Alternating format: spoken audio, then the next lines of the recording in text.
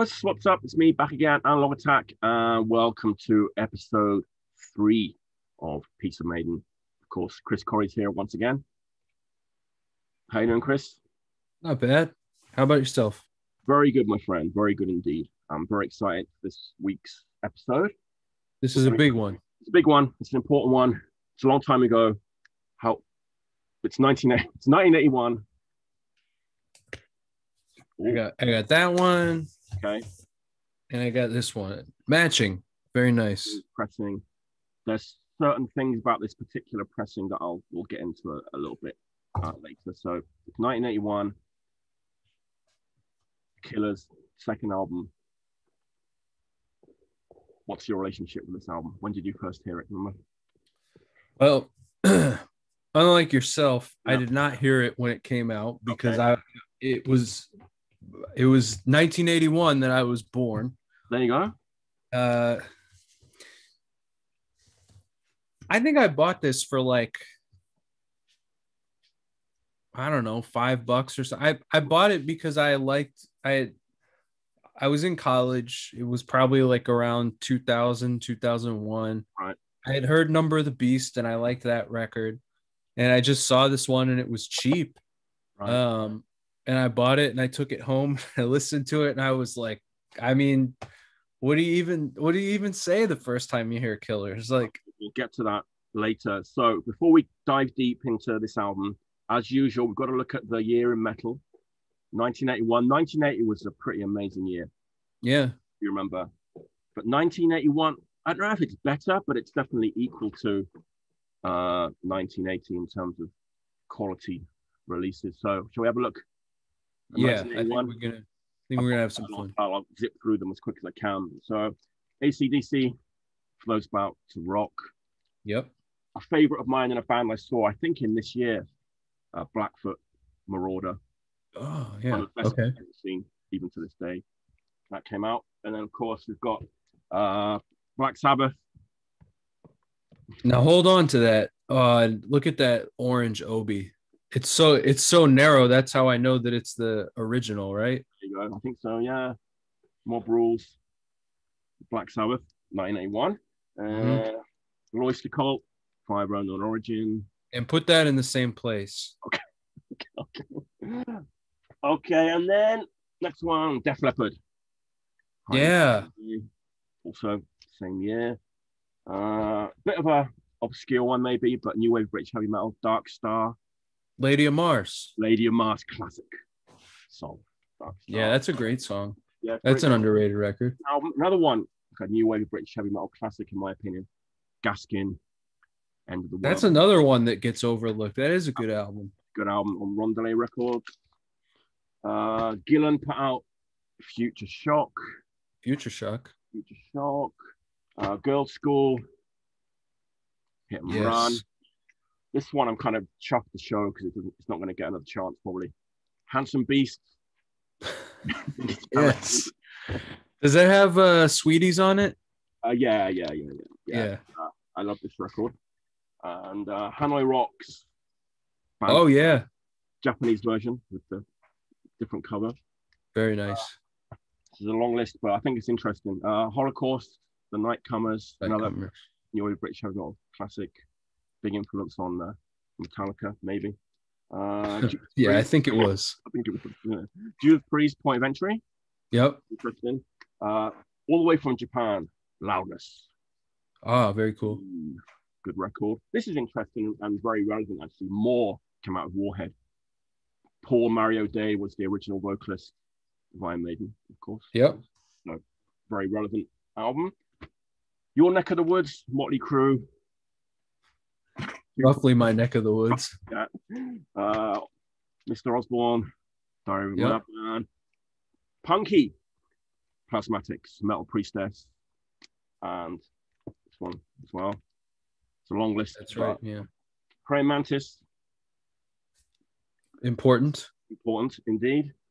Raven, Rock Until You Drop. Back to Your Neck of the Woods, Riot, Fire Down Under. One of their many unfortunate album covers. Yeah. Fill the Seal. Rainbow. Difficult to Cure. Rush. moving pictures. Pictures. I mean, think about this. I mean, what a stack of records that we're sort of, you know, Killers is going up against. It's not a competition, but you know what I mean. Samson, Shock Tactics with Bruce on vocals, and great record. Riding with the Angels is one of my favorite Bruce Dickinson. That's probably their best LP, top to bottom. Good record, yeah. So that was the same year. Saxon back again with Denim and Leather. Yep. Thin Lizzy. Oh, Renegade. The underloved Renegade. Just one of my favorites personally. So, and then these boys were busy in 1981. They put 2 albums out: The Tides of Pantang, Crazy Nights, and Spellbound. UFO, Wild Willing and the Innocent, Relevant with the intro tape. Sure. Van Halen, Women and Children First. No, sorry, Fair Warning. Fair Warning. Venom, Welcome to Hell. God, what a year. Right? And then Whitesnake, Come and Get It. And there's more. These just ones that. So it was a good year, I think, for heavy metal, 1981. I think we've proved that. So, where would Killers rank in that list? Where would it would come near the top, right? Yeah, I would put it in the top 5, maybe the top 3. I mean, grab those 2 records that I told you to put aside, because these 2, right? I think those 2 and Killers, that's probably my top 3 for 81. All right, interesting. And not only that, they're all produced by the same guy, and I think it's his best year for production. Right. You can't. All 3 of those records sound so different and so good, and like they're like the best version of what each one is trying to be. Right. I mean, the Sabbath record, I think, is probably the like actual just pound for pound heaviest sounding record of all time. The Blue Oyster Cult record is like, I mean, they were chasing a more commercial sound for like at least 2 albums prior. Right. And then they got the perfect like crystallized version of a muscular but very commercial clean sound on that. And then they chased it for like another 4 or 5 out. They never had it again. It's so perfectly attuned to like what they were trying to do. And then Killers is like, in a way, it's almost between those 2, but it's also it's rawer and it's more direct than either one. It's like, it's almost surprising sometimes when you listen to it how much the bass and the vocals are up compared to the guitars. Right. But it never like detracts from it. You never like are sitting there and you're like, oh man, like wish they turned the guitars up. It's such a perfectly, like, it's like a Swiss watch. It's amazing. And I read something where someone was saying that Martin Birch really was like the George Martin of Iron Maiden. Just the 5th Beatle or the 6th Maiden member, as it were, prior to Maiden having 6 members. And he just brought, right? They called him the headmaster. Yeah, on the back of the record, he's pictured. Yeah. And he's called Headmaster Birch. Yeah, just absolutely amazing. I mean, and again, the guy that invented heavy recording, essentially, because he did, from Deep Purple to Rainbow to Whitesnake and a bunch of other stuff in there too, and then getting to Iron Maiden and the 80s version of Black Sabbath. It's like he really pioneered every step of that process up until, once you get to Metallica, like the paradigm has already been set, and then that's just like a further refining of it from there. But it's just astounding that one guy could make all 3 of those records in a year. Yeah, that's a good point. And so that's my top 3. That's my top 3 for 81. So let's have a little look at the record. And so we've got the Japanese pressing. There's a couple of differences with the Japanese pressing and like the US pressing. This is quite early. Like it came out in March, I think, in Japan. It didn't come out until June in the US. February 1981 in the UK. Yep. So, what do you make of the artwork on this? It's a Derek Riggs masterpiece. Yeah, a masterpiece, brilliant, iconic. I mean, everything about this record looks cool. I mean, look at these photos on the back. I know. It's just like, as a 13-year-old boy, you know, I would just look at this and try and oh god, there's a naked woman in the window, and then oh, there's the pub, the Ruskin Arms, and then there's like, yeah, there's all sorts going on. So, well, let me ask you, Mike. You heard this album when you were 13, correct? Correct. So it came out on the 2nd of February, 1981, and I saw them on February 21st, 1981.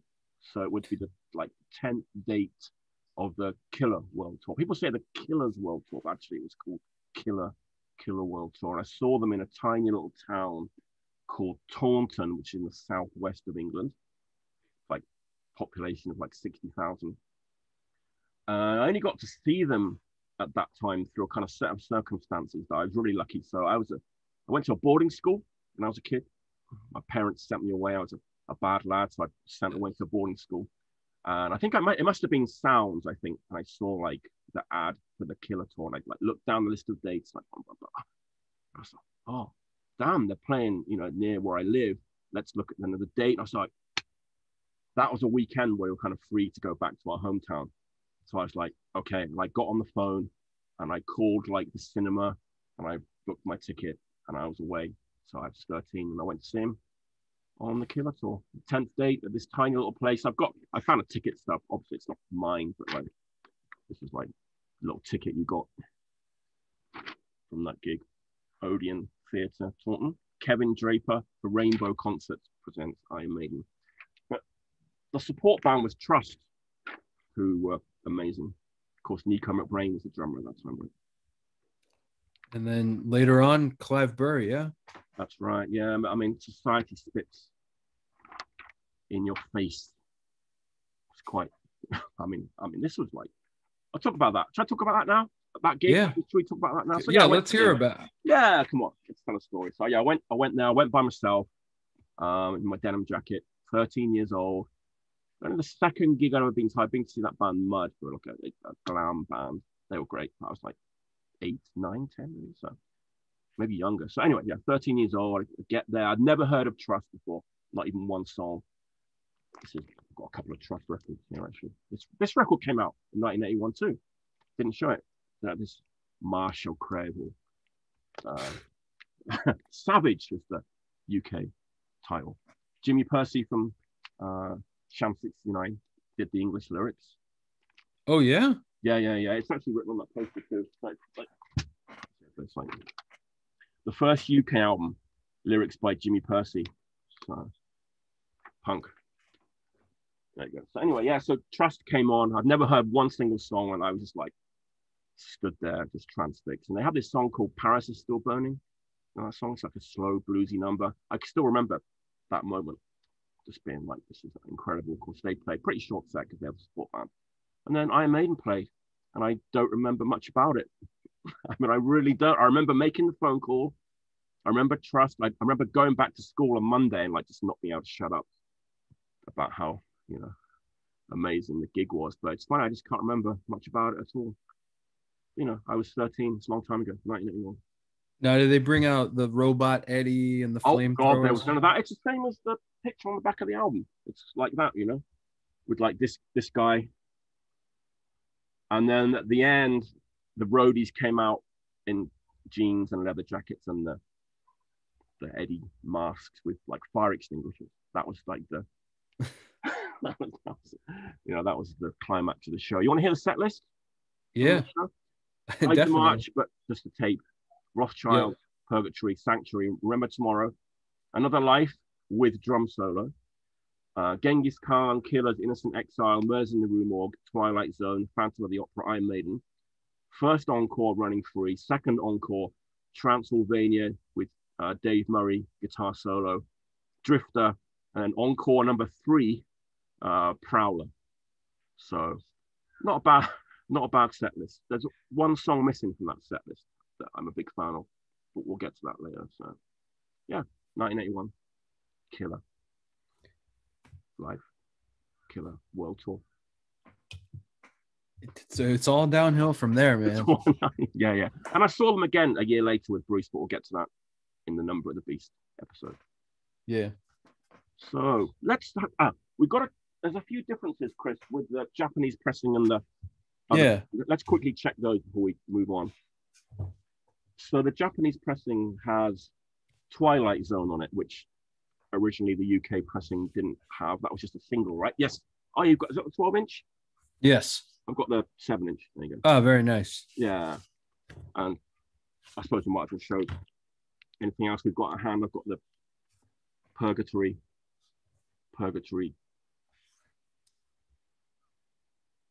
Is there Wrathchild on the B side of that? Genghis Khan. Oh, okay. Yeah. So yeah. Anyway, so we've got Twilight Zone, but it's called Details of Twilight Zone on the Japanese LP, and that was just a blunder with the record companies. You know, they sent them the details of the Twilight Zone song, and they ended up calling it Details of Twilight Zone on the LP. That kind of thing happened once before, back in the 70s with ELO, the American record company. There was a mix-up in the phone call, and there was no answer from the UK record company, so they wrote the title as No Answer. So this album is called No Answer in the States. So it's kind of similar story, right? Dumb record company blunder. So yeah, a couple of differences. And there's the insert, right?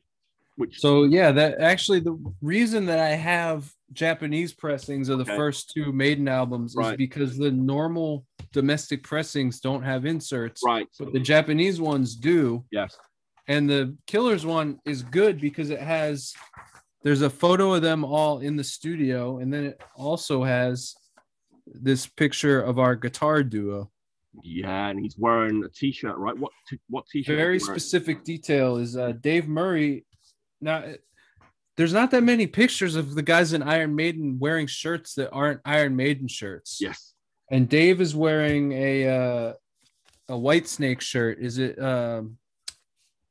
It's not Come and Get It. That's the record you should. There it is. Love Hunter. Love Hunter. It's so weird because obviously in the UK I'd never seen that picture before. You know, I had the UK pressing with no insert, but it's weird because I actually had that exact same T-shirt when I was like in that year. 1981, when I was at boarding school, and I don't remember where I bought it, probably from a record store. And one Sunday lunchtime at boarding school, I kind of waltzed into the dining room wearing this T-shirt, like a really strict boarding school. And I walked in the room, and all I heard was, "Foster, what are you doing, boy? What are you wearing? Take that thing off right now. Go to my office." And they made me take it off, and he took it. I never got it back. It's probably on Etsy now. Where is that vintage Whitesnake Love Hunter T-shirt? He owes me. Yeah, big time. It's funny that Dave Murray was wearing like the same T-shirt. One thing also, this guy is making his Iron Maiden debut here.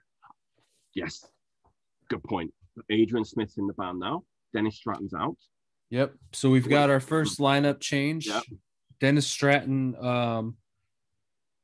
He's left and he's going on to do British Lion. No, not British Lion. What's the band? It's not White Lion. It's not British Lion. Lionheart, right? Lionheart. There's a lot of lions. I just remember that because I like Kate Bush. I remember Lionheart. British Lion is Steve Harris's thing. That's it. A lot of lions around. Yeah. Lionheart. I don't think they got a record out till like 83 or 84, and it was meant to be like an AOR kind of lighter, heavy metal thing. Right. I think it ended up just being a Def Leppard clone from what I understand. And there's like a lot of talk about it in the early issues of Metal Forces, and there's a lot of like what happened to Lionheart and is Lionheart still going? And there's this trend that sort of pops up as members leave Iron Maiden, they try and start more commercial hard rock, heavy metal outfits, and all of them in one way or another seem to fail and or never materialize, or both. Yeah. So this is the first of a few. So where's Adrian Smith coming from? From Urchin, was it? Urchin. Another, just, I mean, that early new wave of British heavy metal thing kind of just happens almost overnight. We mentioned it a little before, but there were, places like the Soundhouse, which were just basically clubs that were playing, started off just playing kind of like whatever was available. So demo tapes, home, private press 45s, album cuts from like whatever the heaviest bands of the day were. So stuff like UFO and Budgie, and just, kids showing up and hanging out all night and hearing these. And Urchin was just one of those bands that kind of formed out of that primordial ooze, I guess you could say. Yeah. But very unique player. I've read a little quote from him where he said like his influences were like Johnny Winter and Pat Travers. So he's like more of a melodic player rather than a shredder. These are his own words. Like he's never been a speed merchant or a shredder.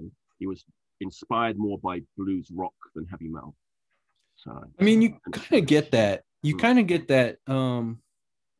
I was flipping through a book where it's different people talking, different musicians talking about Maiden. Okay. And they have Marty Friedman, who's probably actually very famous in Japan, right? He's on TV all the time. Well, not all the time, but sometimes. Yeah. But in the States, he's really just known as the guy who was in Megadeth for about 10 years, like the very popular period of Megadeth. Right. And he was talking about how Adrian is like, more blues and melodic based, and also like more of a technician, whereas Dave is, has that like blues thing going on, but also is like a little more fluid and like a little less picky about like what notes he's choosing and stuff like that. Yeah. But yeah, I'd say like Adrian kind of like, I almost feel like Dennis Stratton was like a little too like he was like from the wrong income bracket or something like that. He just like a little too like frilly shirt metal. I think I do remember he was wearing a white frilly shirt. But you know what? I remember back in the day, we also were not happy with Adrian Smith's appearance. As you know, as like young metalheads, because he had like slightly, he had like slightly shorter hair and like. Yeah, his hair is like right on the cusp between rocker and new wave. These things matter, when you're a young lad. It's like when you're 13, it's like he doesn't quite fit in. He doesn't quite look right. And but I did identify him with him a little bit, because I was like trying to grow my hair as well, long. Mm-hmm. Like I couldn't even get mine as long as Adrian Smith. So I kind of. He does come in with the Les Paul guitar, at least initially. That's he's mainly like known as a Gibson guy at that time. Mm-hmm. It's a nice compliment to Dave Murray, who like for the most part is thought of as a Strat guy, although I've seen him play other guitars, even currently. He'll come out with a Les Paul sometimes, but he's thought of as a Strat guy, and like all his guitar solos are like, they sound very Strat. But like the contrast between the two soloists is like, so it works so well, like on this album in particular. I mean, they're one of the great guitar, like two guitar lineup, double lead. I don't know what you call it. Yeah. Like along with Judas Priest, and I don't even know who else really that compares. There's like tons of, obviously, like two guitar bands in metal. There's a lot of guitar player duos that are well known, but like in terms of like who's at the top, right? Like those two guys. They're not they're not super technical. They're not shred guys, but they really know how to complement each other and how to support each other. And they really do a great job of trading off. And you don't ever feel like one guy is outshining the other. And a lot of times there's a lot of like competitiveness when you have bands with two guitar players in metal, and like both people are kind of trying to show the other one up, you know, and you just like, you never feel that. They always feel like they're a unit. They always feel like they're on the same page. That's not that common. Right.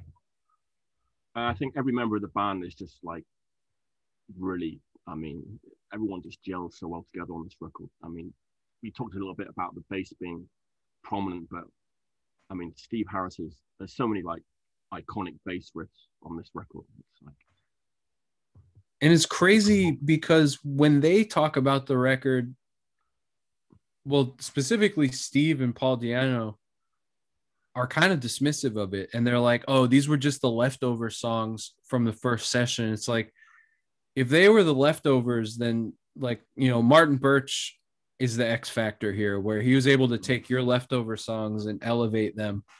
And I think, you know, it's also just that the band had chemistry and they had a new guitarist who was maybe fitting in better. It's just, it's everything, man. It's funny though, because as a boy, this was a real, and it still is, you know, it's a real like, you know, it's not a deep proggy album. Obviously, it's kind of simple, but then but it's not simple actually at all. Like the songs are really complex, but as a listener, you're not like distracted by the complexity of the songs. It's kind of a real like, you know, it's like a drinking album from, you know, but it's also really complex, and that's really hard to do, to be like complex and that listenable and enjoyable at the same time. So it's a tough beat. I mean, that is kind of like the whole, like the real, like the secret weapon of Iron Maiden is like, there's a million bands that have like progressive thinking song structures and complicated overlapping elements. And it's like, they sort of like, they sneak all that stuff in there, but they never lose the choruses. They never get bogged down in like showing you, oh, we can do this time signature and we can do this, you know, unusual thing. It's like they never go out of their way to try and like prove some trick that they can do. And I think that a lot of heavy metal does that, especially when you get to like the proggier side or the shreddier side.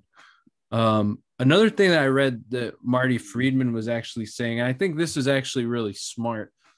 Although the way he said it, it was a little dismissive. I don't think he meant it to be, but he is a shred guy. You know, he's like the shred guy that Megadeth brought in to like, so that Dave didn't have to play all the solos.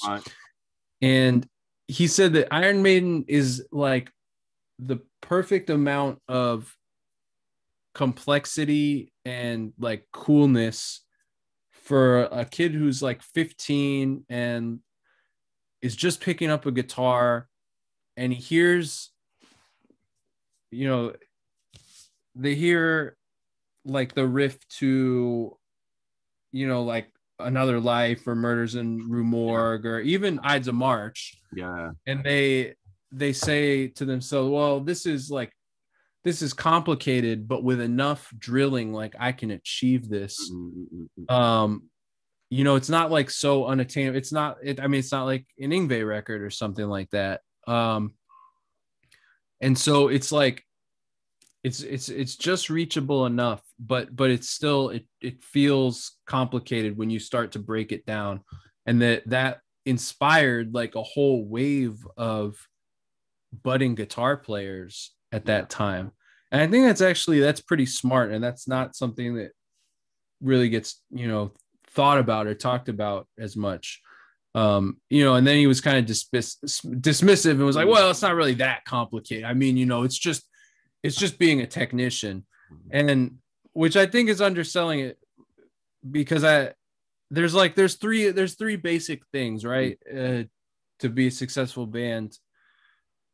You can you can be a good performer, which means you look cool and you work the crowd. You can be a technician, which means that you're really good at your instrument, or you can write good songs. You're lucky if you have one. Some people are really lucky and have two. If you're like cool, you can write songs and you can play your ass off, then like you're going to be successful somewhere. Like, I'm not saying you're going to play, to 60,000 people every night, but you're going to have a career. And like Maiden definitely has all three of them. There's not a question that especially in 1981. I mean, they're probably maybe not my favorite band, but definitely the coolest band in 1981. Yeah. Just across the board. I'm just thinking back to all those records that I showed at the beginning. This record doesn't sound anything like any of those other records. What?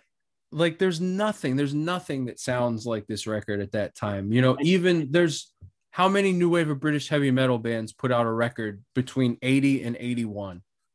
Like, even now, like all these years later, obviously I've absorbed so many other kind of different types of music and listened to prog and jazz and all sorts of heavy metal.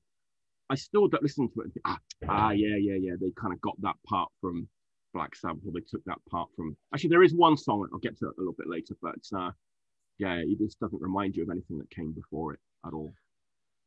It's such a unique. I mean, it's just, it's fucking perfect, man. It is perfect. So, man, I've got so many things I want to say, and I don't know where to start. One thing I didn't say, when we're talking about the artwork, is just that even back then, they were putting amazing artwork just on like their 45s, right? All that Derek Riggs artwork looks great. I mean, even, dude, this is a live EP. There you go. Show me that version again. So I've got. What's your version? This is like. Yours looks like it opens at the top. This. It does. Yeah. But this was recorded in Nagoya, in Japan. I think this is UK. Oh no, it has the capital. So this is probably US. Yeah, I think mine is German or UK, but like recorded in Nagoya, like down the road from where I am. There's these great. You can see like they're playing like. Yeah, this is kind of probably about the size of the venue where I saw them in England. It's like a theatre, movie theatre kind of place. But recorded in May 1991, so just a few months after. 81. So I've got the Japanese. There's a Japanese version of it too. It's identical. The whole show is out there. If you search around for the Made in Japan complete show, that's definitely one that's worth checking out. I'm gonna try and remember to just point out good bootlegs for these 80s eras. That show that I went to, the whole show is on YouTube, the audio of it. Oh, no kidding. And there's you can buy the bootleg. It's kind of rough quality, but it's out there for anyone that wants to. That's really cool. For the show that I went to in February 1981. Like, this is Mike Foster's show. I was like, can you hear me? No, I was not scared, but I was, just stood there, not. It's your first show. It's my first show, and I was a little bit intimidated. I reckon I was probably one of the youngest people there. It was all older boys, grown men of 17 and 18. I mean, people aged differently back then. Yeah, they did. I mean, just being like, I remember like I had just like a denim jacket with no patches on it. I might be wearing that Whitesnake t-shirt, and just that was the first time I saw like just this sea of like people with like patches, all these cool t-shirts, and they had proper long hair and even maybe a little bit of facial hair, and it was just like, man, this is so cool. And then I started buying patches, when I could afford it, and getting my mum to sew them on my jacket, but, as you do when you're 13. So yeah, we pretty much looked at all the other peripherals, the 7 inches and the 12-inch singles. And are we ready to dive into the album song by song? Is there anything else? Yeah, Chris, before we do that? Or? Yeah, let's get in there. All right, let's do it. So we start off with the short instrumental, The Ides of March, which I'm guessing most people know that this is actually a Samson song. What is the? So it's like what? Doug Sampson was in the band. Paul on this lineup. So you got Bruce Dickinson on vocals, Chris Elmer, Paul Sampson is his band, right? Basically, but the drummer is Thunderstick, right? This guy, and he co-wrote. That's right. He co-wrote it with Steve Harris, and they were nice enough to actually credit him on the back. So this is like a year before, came out in 1980 on Gem Records. You put out UK synth records too. But yeah, so it's like co-written with S. Harris, but it was called Thunderburst when it was a Samson song. And then when Iron Maiden recorded it, they didn't give a credit to Mr. Thunderstick here. He looks. The Iron Maiden camp has a very different view of that situation. Oh yeah. Yeah, I don't know. I mean, I think it's like they see it as like Thunderstick wrote the drum bit. The drum bit, but the Steve Harris wrote the riff. So yeah, I mean, it is on the Samson record too. But you know, a year before. Yeah, no, it's true. They got it out first. Yeah, I remember being like, wait a minute, I know this song. Like, so hang on a minute. And I think someone said, yeah, hang on, isn't it on that like Samson album? Yeah. Pretty fun. But Rod Smallwood was pissed. But you know, I don't know. At least they did credit. They did credit Steve Harris. It's true, they did. Right. So what do we think of Ides of March? It's just like a perfect little opener. It's not these like. It's not. There's no synths or new metal guitar. It's really cool, man. Yeah. I mean that riff sticks in your head forever. Yeah, it's a real the rest of your life. Yeah.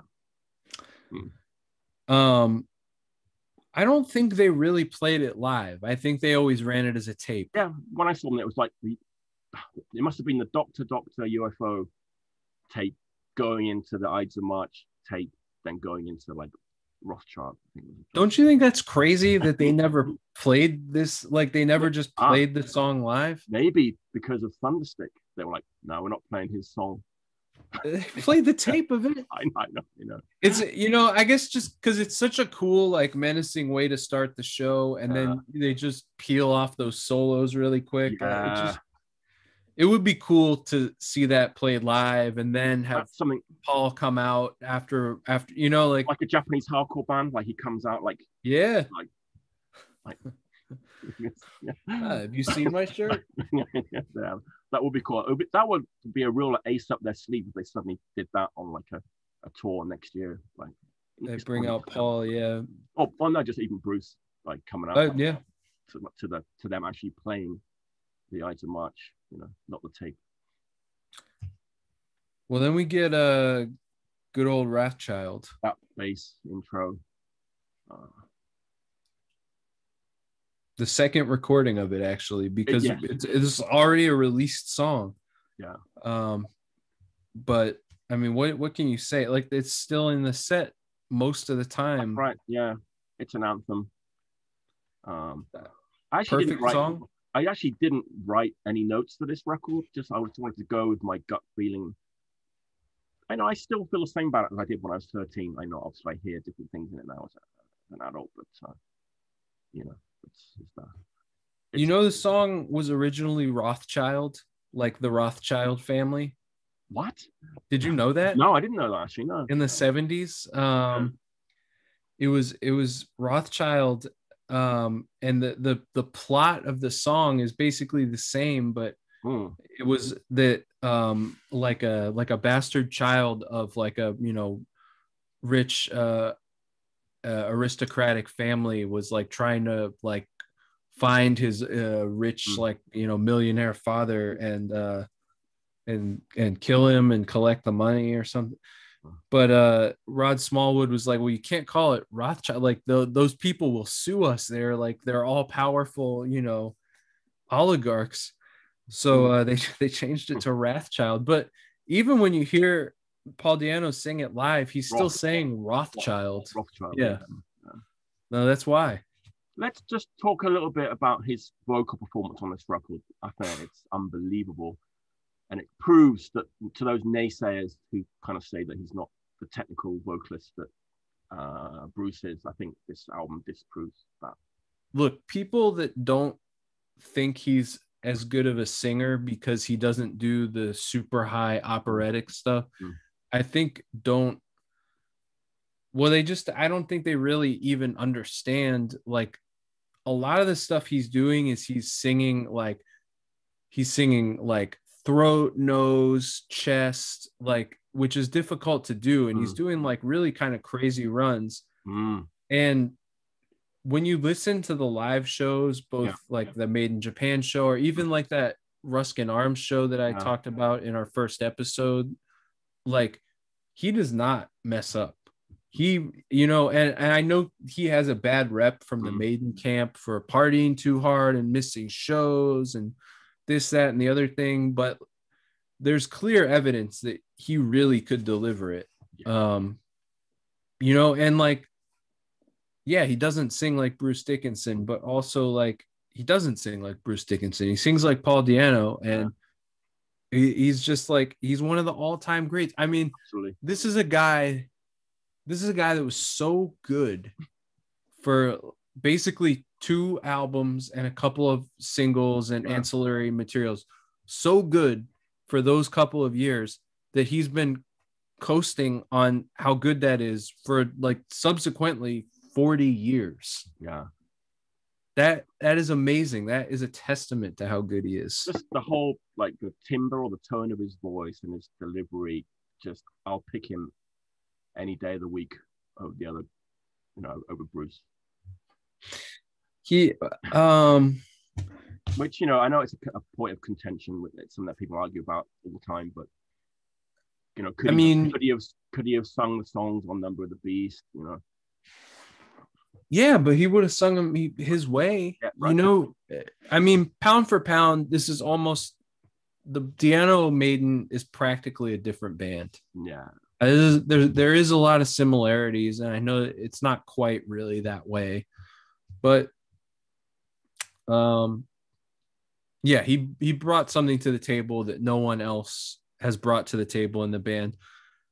And it's not like you can find other singers that sound like him, really. No. You know, like, you get guys that have that sort of like growlier, rougher, like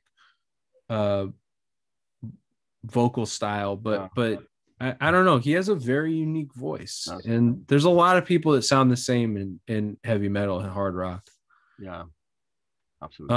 And he has a distinct personality too. Like, you can't deny that he brought a very specific personality to the table that, like, was projected onto the whole band, right? You know, they look like street level here, and then the next album they're wearing spandex. Yeah. And I mean, that's not even a diss, but like, it's 2 totally different flavors. Oh yeah, I mean, I experienced that firsthand, seeing them in this year and then just 1 year later. So we'll get to that in a future episode. So Wrathchild goes into Murders in the Rue Morgue, like a epic with so many transitions. And maybe my favorite song on the album. It was my favorite Maiden song for a while. Yeah. I just, like, amazing song. Like, it's such a catchy sing-along. It's actually wild to me they don't break that song out more. Yeah, I agree. It's also, it's kind of funny that it's like set in Paris or wherever. It's like with that Trust connection.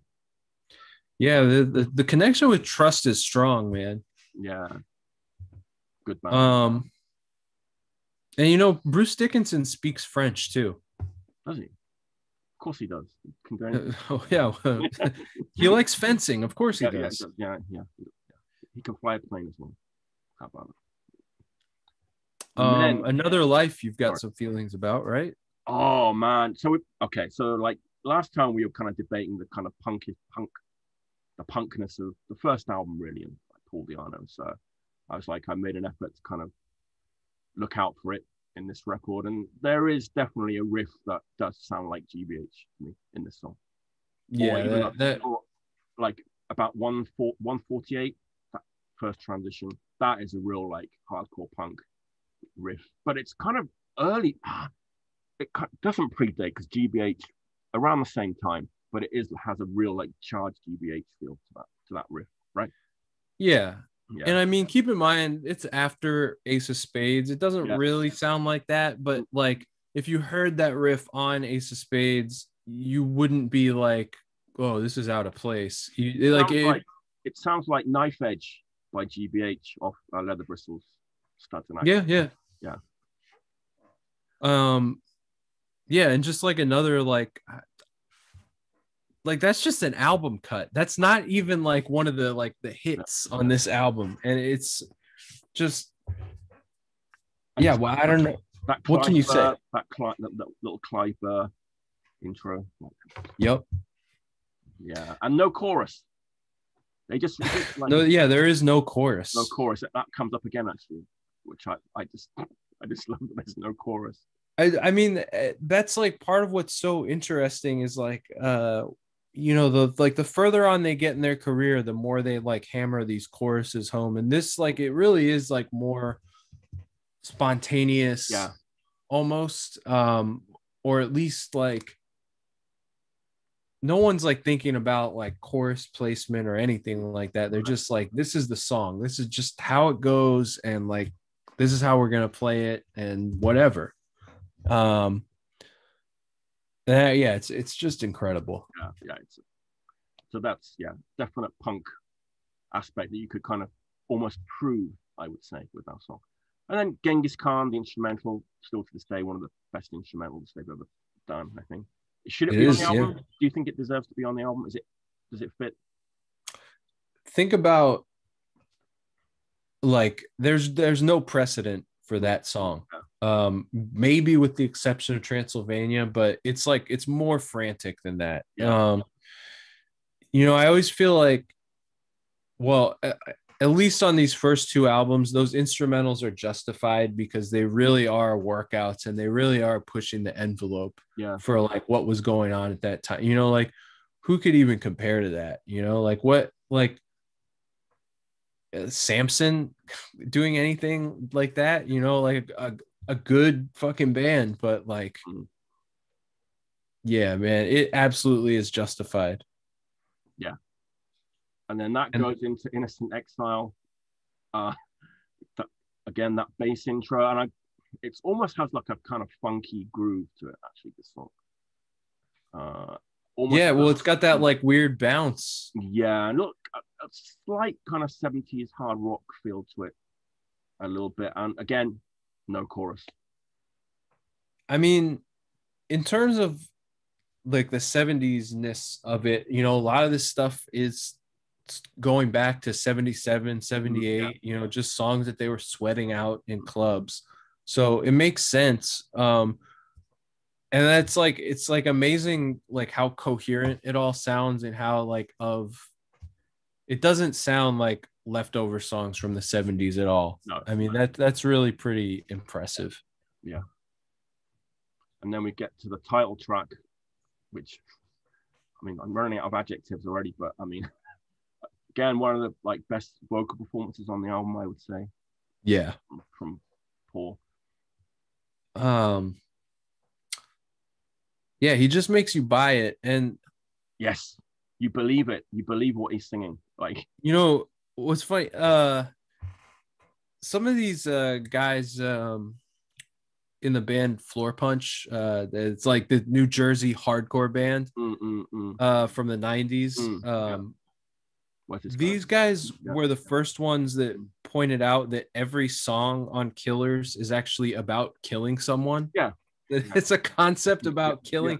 Yeah. But you totally buy it. And I just like that's so fucking cool, man. Yeah. It's like, well, what's the album called? Killers. Yeah.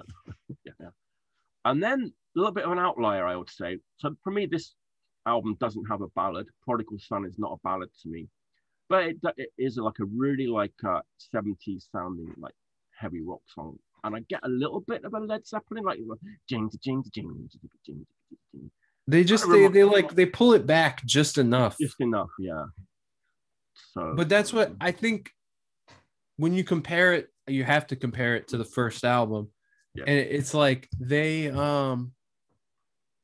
it's somehow it's like a little more effective. It's like it's in the right place in terms of the sequence. Yeah. It like it has an energy to it. It doesn't meander. Yeah, that it doesn't take it down too much. It's like it cools off a little bit, but yeah. So we're getting excited now. I'm talking over each other. But yeah, I love that song. It's definitely, I can definitely hear a little bit of a kind of Led Zeppelin with that like ding ding ding ding. I mean, maybe even a little bit of a White Snake too, if you think about it. Bluesy, the earlier blues era. Yeah. But anyway, that was the song that was missing from that set list that I read out. Never played live, I believe. Prodigal song. Why? I don't know. I mean, yeah. Just like it's so strange because they really canvassed all of these songs. Like just a mood change in the set. But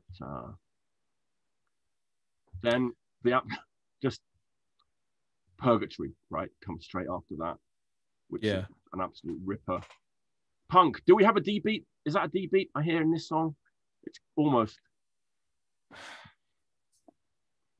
I'd have to sit and review it again, but it's certainly close. But Discharge would have already been out at this point. I mean, not like these guys would have. Well, Paul might have heard Discharge. Yeah, probably, maybe. I don't know. Or maybe it's not inexplicable that he would have heard Discharge. No. It was like a chart topping 45, right? Yeah. It's fast, man. Yeah. It's real fast. Yeah. It is fast. Scorching song.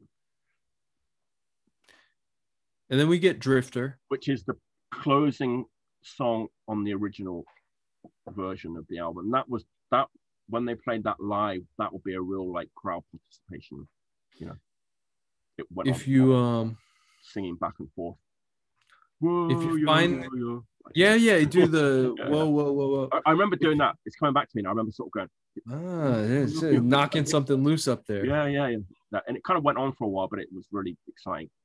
First time I'd ever seen that, obviously. If you find the Made in Japan show, the full show, they do that right at the end or pretty darn close to the end, and they go on for a long while with that. A lot of crowd. Who did that first? Was it the Police? Because the Police did that, like you're on Walking on the Moon, is it? Well, yeah. That's what I was wondering when I was listening to him doing that for the first time, and it seems like Walking on the Moon would be like a year or two late. Well, yeah, I just thought of it now. Actually, just reminded me. So yeah, I mean, Paul was the punker, so he could have just like run that one past punk bands. Yeah. Who knows? And nobody else in the band probably would have known. No. So that's like a closer, but on the Japanese version, and I know maybe subsequent CD reissues, you get like Twilight Zone, which was the 45. I don't think it needs to be on the album, especially as a closer. They could have put it somewhere else in the sequence at least. This is the one. But it is an awesome song. It's a good, but you know what, Chris? This is the one song that really, to me, it has like a real meat and potatoes, like new wave British heavy metal riff, and it actually reminds me of like a Wildcat, Tigers of Pantang. Yeah, it sounds a lot like a Tigers of Pantang song. Very similar to that. And it's a little bit like Don't Touch Me there, also. Yes. That era of Tigers of Pantang. It's really similar, kind of like a little bit boogie. Mm-hmm. So I don't think it really fits. It's a good single, but I don't think it should be on the album. Yeah, I mean it's a separate release to me, but the first copy of the album that I had was a US pressing that had that on it. Oh, it had it on, okay. So I got used to it that way, and then at some point I got a UK copy, and I was like, well, it's missing a song. What is this? Because obviously back in the day I was used to the original UK version too. So when I bought the Japanese version, I was like, God, what's all this details of Twilight Zone things? How many details are there? Yeah. So there we have it. What are you going to give this? 10 and 10, man. This like, it gets no better. I'm going to give it like the original UK pressing an 11 and the Japanese pressing with Twilight Zone a 10. That's what I'm going to do. In this case, I'll allow it. Thank you very much. Thank you. So there we have it. Killers, classic album, obviously. Which means next episode, what's coming up in episode 4, Chris? The Final Frontier. Final Frontier. That's going to be a good episode, I think. I'm looking forward to that one. So once again, Chris, thanks for joining me. It's been a blast as always. I hope everyone enjoyed watching it. Until next time, stay healthy and stay clean.